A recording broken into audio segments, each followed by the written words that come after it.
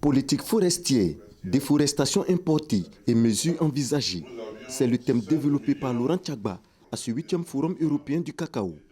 Le ministre des Eaux et Forêts explique les enjeux de la stratégie mise en place par l'État ivoirien pour la restauration de son couvert forestier.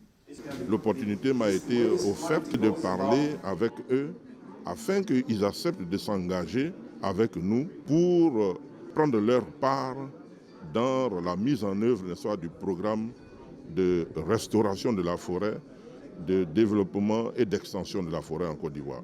La Côte d'Ivoire souhaite retrouver son patrimoine forestier, une volonté qui ne peut se réaliser sans l'appui de partenaires, dont ceux de l'industrie du cacao.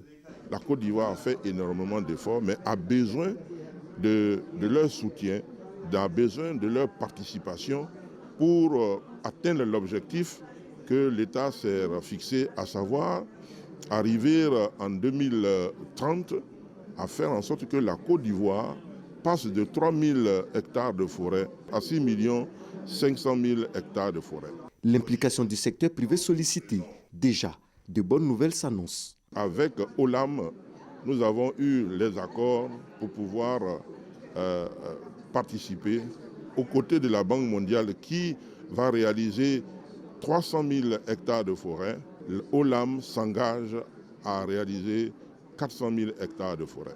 Cargill, qui est un industriel important dans notre pays, et Barry Callebaut aussi se sont engagés avec nous pour faire en sorte que leur présence en Côte d'Ivoire puisse favoriser la reforestation et la restructuration de la forêt en Côte d'Ivoire.